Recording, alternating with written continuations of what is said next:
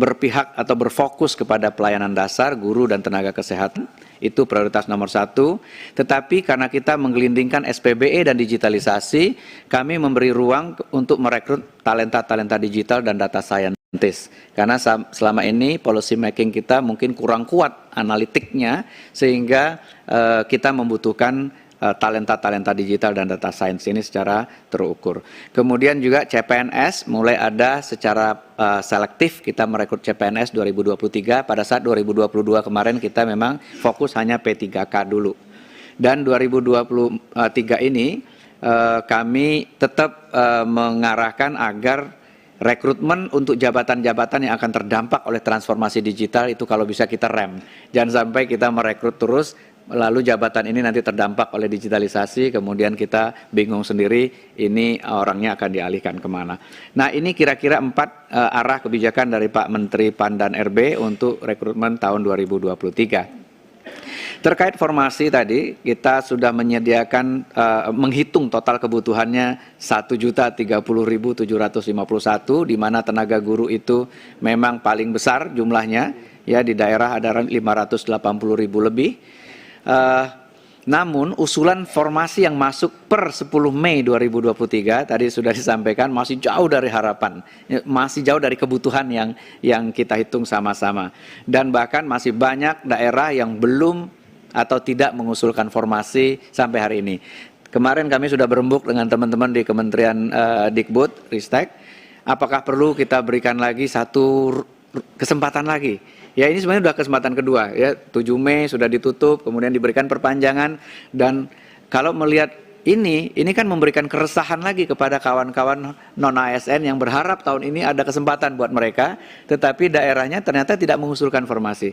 Kami siap dari PAN RB kalau diminta oleh kawan-kawan Kemdikbud untuk memberi lagi satu lagi kesempatan, apakah 1 bulan ke depan, tapi kalau bisa kita betul-betul one on one dengan kawan-kawan di pemerintahan daerah ini untuk memastikan ini ada peluang loh, ada kesempatan, ada anggaran. Kenapa kok tidak dibuka formasi, tidak diusulkan formasinya?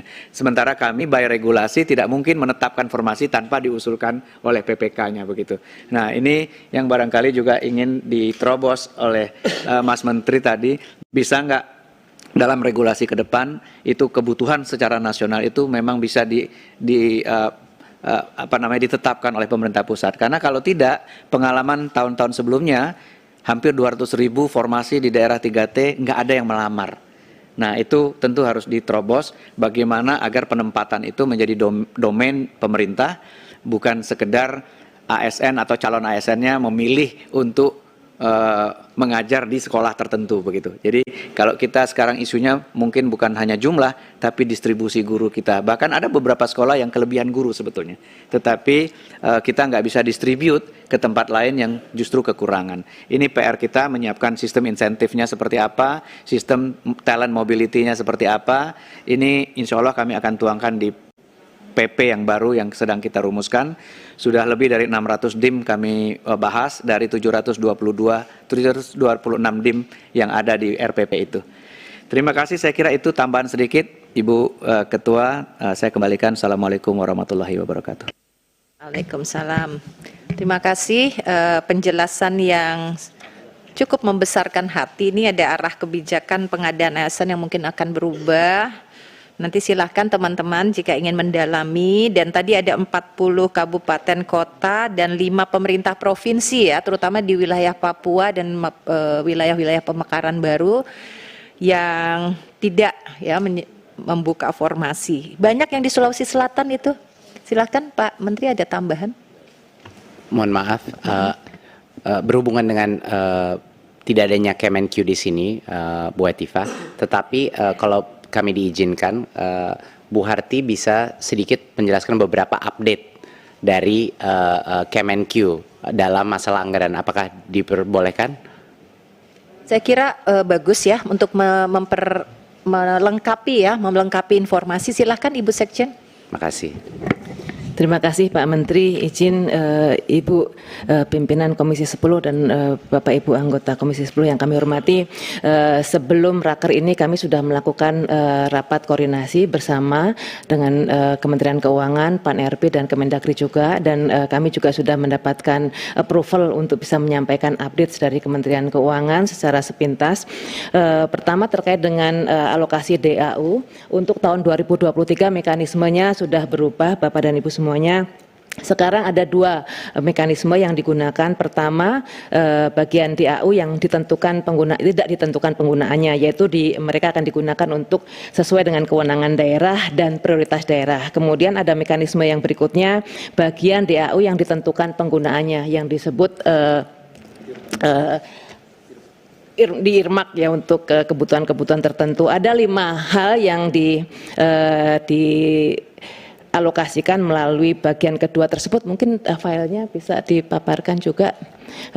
Pertama, bidang pendidikan, bidang kesehatan, kemudian khusus disebutkan untuk penggajian formasi P3K, pendanaan kelurahan dan bidang pekerjaan umum. Yang untuk penggajian formasi P3K disebutkan secara khusus itu adalah untuk pembayaran gaji pokok dan tunjangan melekat pada formasi P3K tahun 2022 dan tahun 2023 yang diangkat pada tahun 2023.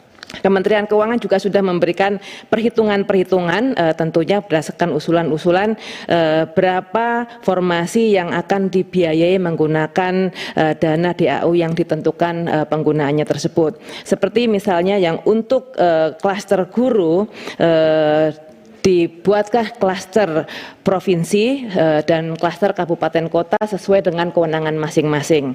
Untuk formasi P3K tahun 2022 untuk guru terdapat 320.223 guru yang sudah disiapkan anggarannya untuk diberikan gajinya pada tahun 2023. Kemudian rencana formasi P3K tahun 2023 juga sudah dihitung. Untuk guru dialokasikan sebanyak 709.219 guru. Jadi demikian informasi yang kami sampaikan hasil pembahasan bersama dengan Kementerian Keuangan.